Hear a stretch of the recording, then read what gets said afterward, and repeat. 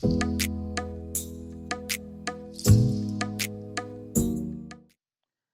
everyone. So today we'll be discussing on the topic Huffman coding algorithm. Yep.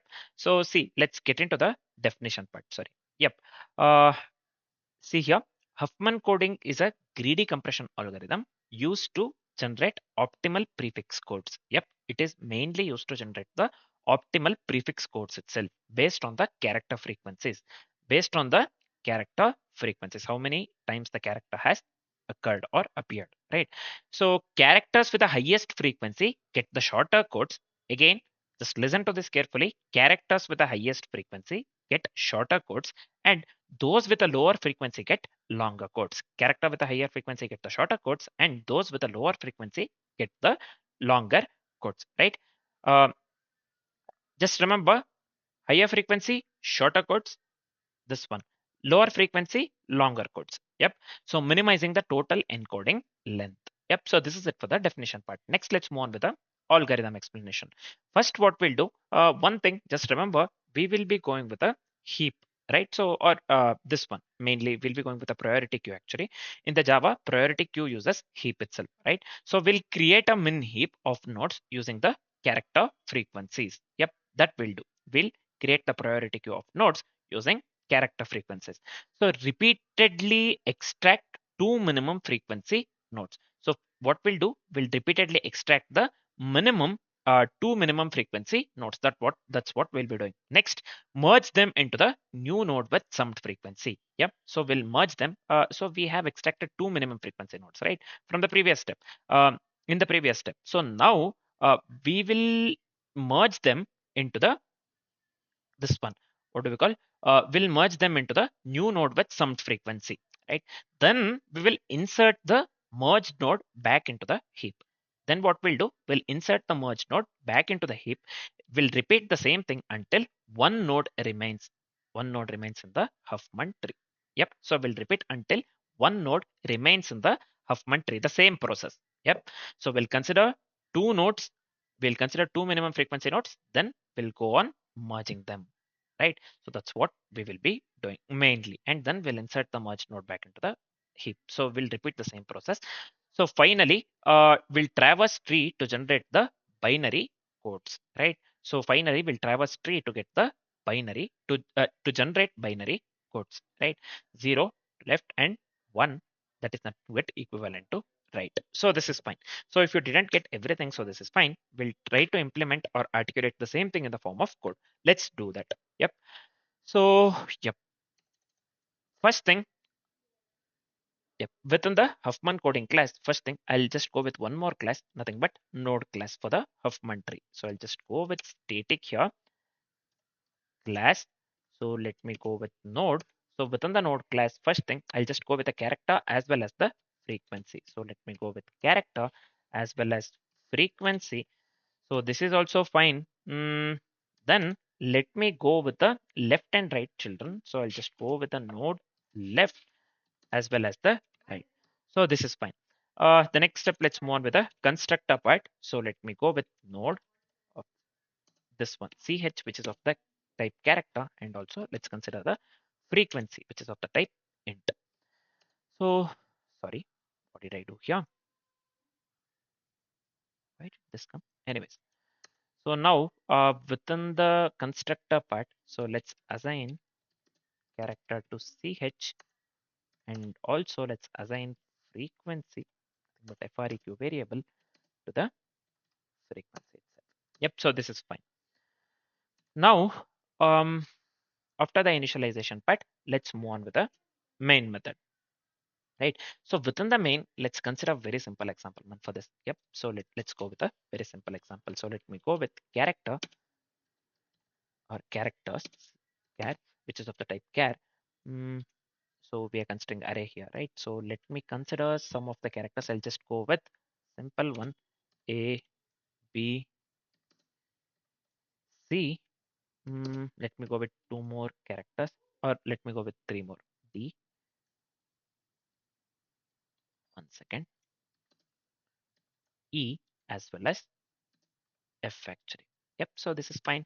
Now what we'll do, let's go with the corresponding frequencies as well. So let me go with int frequency equals.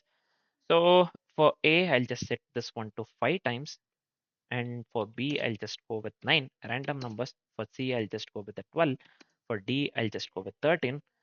For E, let me go with 16. And for F, let me consider a bigger number. Let me go with a 45. Yep, so this is fair enough. Now let's move on with the main thing, nothing but as discussed, we will be going with a minimum priority queue or min heap based on frequency. Yep, so let me go with a priority queue here. Yep, this is fine. Within the priority queue, within the angle brackets, I'll just pass node. Yep, so I'll just consider variable pq new priority queue. So this one will be priority queue. So this is fine. Yep, so let me go with x comma y here. I'll just go with x dot frequency as y dot frequency. So minimum heap based on the frequency we are going, right? So this is in the ascending order itself. X dot this one frequency dot this one hyphen y dot frequency. Anyways, let me select this one. Yeah. Let me mention the semicolon or else we'll be getting the error. So let me format the code so that this looks good. Next, let's move on with the further steps. So here the first step is to insert all the characters as nodes into the heap accordingly with the algorithm. See here. We have to create the min heap of nodes using the character frequencies. We have done that one. Repeatedly extract 2 minimum frequency nodes. So these things we have to do now.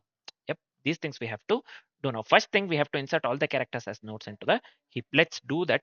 So for that, I'll just be going with a for loop. So let me go with for int I equals 0, I less than characters dot length. So this is fine. Let me increment the I. This is also fine. Within the for loop, I'll just go with priority queue dot add. So this one will be new node of let me pass characters of I and also let me go with frequency of I. So this is fine, man. Yep, let me come out of this one entirely. Now let's move on with the next step or the step 2. Nothing but we have to build the Huffman tree. So for that, I'll just go with a standardized this one. What do we call? Loop while condition for the queue actually, as we are making use of the priority queue. So I'll just go with a pq dot size. If it is greater than 1, it has to be, right? If it is greater than 1, then we have to extract 2 minimum frequency nodes, this part. Repeatedly extract 2 minimum frequency nodes. That one we have to articulate in the form of code. Now I'll just consider node left as well as the right. First, let me go with the left equals. So we have to remove. So I'll just make use of the whole property that is provided by the priority queue. Same thing. Let's go with the right as well. 0 equals left, 1 equals right. We have considered within the algorithm. See here, we have to traverse tree to generate binary codes at the end, right? 0 is nothing but the left. Right is nothing but 1. So I'll just go with the right here. Let me go with same thing actually, pq dot pole here, right? So this is fine. So after extracting 2 minimum frequency nodes, we have to create new internal node with a combined frequency. So this one, we have to merge here, this one, merge them into the new node with a summed frequency. The same thing we are doing here. So I'll just go with node. So let me go with a variable name merged. So I'll just create the new node here, new node of what we have to pass. So I'll just go with hyphen here just to make the look this one good actually for the character. So I'll just go with left. This one will be left dot frequency. The next one will be we have to append frequency the right as well. So this one will be right dot frequency, this part. Yep. So this is fine. Yep. After this step, all we have to do is we have to assign the children. For assigning the children, I'll just go with a merge dot left this part. So let me assign this one to the left. And also let me go with merged dot right this one. I'll just assign this one to right. Yep, it's as simple as that. Now all we have to do is we have to add the merged node back to heap. So I'll just go with pq dot add of, let me go with merged, right? So let me go with merged. So this is fair, man.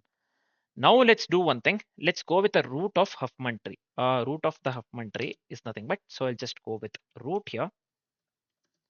let me assign this one to again pq.poll. We have to start with the root itself, right? So I'll just go with pq.poll. Then all we have to do is we have to print the Huffman codes. To print the Huffman codes, I'll just go with the print codes method. So we haven't written the codes method actually. Let's write that one and later we can make use of it within the main method. Yep. So I'll just go with here static void. So let me go with print codes. So this is fine. Let me consider node and I'll just go with this one code. Yep. So within the print codes method, so this will scream. Let me make this one capital C. So I'll just do that. Yeah. So within this method, first thing, let's go with a base case. So if node, suppose if node is equal to null, then we don't have to do anything. We just have to exit. So I'll just make use of the return. So this is fine. Next, if leaf node, then we have to print the character and its code. If we have the leaf node, then we have to print the character and its code. For that, I'll just go with if node dot character not equal to hyphen this part, then I'll just go with the s out here, system out println. So this one will be node dot children plus. So let me go with a colon. Let's append code. Yep. So this is fine. Let me come out of this one entirely. Now let's do one thing. All we have to do is we have to traverse the left with 0 and we have to traverse the right with 1 according to the algorithm that we have discussed. So I'll just go with, sorry, 1 second. Let me go with a print codes here. So let me go with node dot left this part and I'll just go with a code. Let's append 0 as well. Yep, at the end. Now again, let me go with the print codes. We are recursing here, right? So we are going with a recursive function. Yep, same thing. Print codes we are making use of here, right? So I'll just go with node dot right, left and right. We are considering, or left and right children we are considering. Node dot right here. We have to go with the code, and so let me append 1. 1 to the right, 0 to the left, accordingly with the X of this one algorithm. Traverse tree to generate binary code 0 equals left and 1 equals right. Yep, that's what we have done here, right? So now we can make use of the print codes method within the main method. So that is the only thing that is left actually. Yep. So let me do one thing. Leave space here so that this looks good. Let me paste this one. The name of this one. What do we call? Method. Yep, helper method. So I'll just go with the root. We'll be starting from the root. So I'll just give root. Initially, root will be empty. Yep, the code will be empty. So this is fine. So this is it for the what do we call coding part. So let me format the code so that this looks good, man. Yeah. So this is fine, I believe. Yep. Yeah. Let's do one thing. Now we are done with the coding part. Yep. We are done with the coding part. And one more thing. Yeah. Let's check for the typos or the errors. Do not have any typos or errors, right? So yep. Now let's do one thing. Before running the code, let's dry run the code so that we get to know whatever the code that we have written is correct or not, and also we get to know the output for the code. In this case, we'll be having so it generates the binary code, right? So we can have the multiple outputs. So it's hard to get this particular output we'll be getting within the terminal, right? So yeah, it's better. We accept that we can have the multiple outputs and just let's dry run based on the this one examples that we have considered. That's all we can do. Yep, let's do that. So let's move on with the dry run part here, right? So input we are going with A, B, C, D, E, F, right? A, we have 5, B, we have 9, C, we have 12, 3, we have 13, E, we have, sorry, C12, D13, E16, as well as F45 that we have considered. So the first step would be we will be considering two nodes, right? A of 5 and B of 9. So first thing, we will be merging 14. 9 plus 5 is nothing but 14 here. So I'll just write here, merge 14. So this is fine. Next we have we will be picking C of 12 and D of 13. Nothing but 13 plus 12 would lead to 25. So I'll just write here, merge 25, right? So next we have picked actually 14 as well as the 16, right? So after picking 14 and 16, E of 16, so we will be merging 30, right? So we will be merging 30. 16 plus 14 is nothing but 30. Next, we will pick 25. Nothing but from C and D, we have got 25, right? After merging C and D. So that 25 will pick and we'll be going with a 30. So this one, second one and third one. We will be considering 25 and 30. So this one will be 55. So I'll just write here merge 55. Yep. So the next one, finally, let's pick f of 45 here and 55, right? And 55, the previous one. So this one will be 100 actually. So we will merge 100, will merge 100, right? So nothing but 100 will be present at the root. Yep. Accordingly with the code that we have written, 100 will be present at the root. So this is fine, I believe. Yep. So this is it for the this one. What do we call steps, right? So yeah. So finally, we'll traversal. The final step traversal assigns the binary codes, and that will be nothing but final. This one Huffman coding. That will be nothing but final Huffman encoding. Sorry, not the coding. Final Huffman encoding. So this is it for the dry run. This is it for the dry run. You can just pause the video and have a look into it. Yep, you can just pause the video and have a look into it. Yep. So now we have discussed the algorithm. Yep. So we have written the code. We have tried on the code accordingly with the code that we accordingly with the example that we have considered within the code. Now we are left with only two things: running the code that we have written, and if everything goes well, and if we get the desired output, we will be um, we'll be discussing the complexities for the code that we have written. First, let's run the code that we have written. Let's do that. So now I have come to the coding part here. So let's run the code that we have written. So I'll just run the code. So see here, we are getting F0, this one C100. So this is in the binary. Yep. So D nothing but 101, A nothing but 1100, B nothing but 1101, and E nothing but 111. So we are getting the desired output accordingly with the code that we have written. Yep. So now we are left with only one thing, nothing but discussing the complexities for the code that we have written. Yep. Let's do that. So now what will be the time complexity here for the code that we have written? The time complexity would lead to big of n log n. As we are sorting plays the dominant factor here. And the time complexity would quite obviously lead to big of n log n. Yep. So yeah, this is it for the time complexity.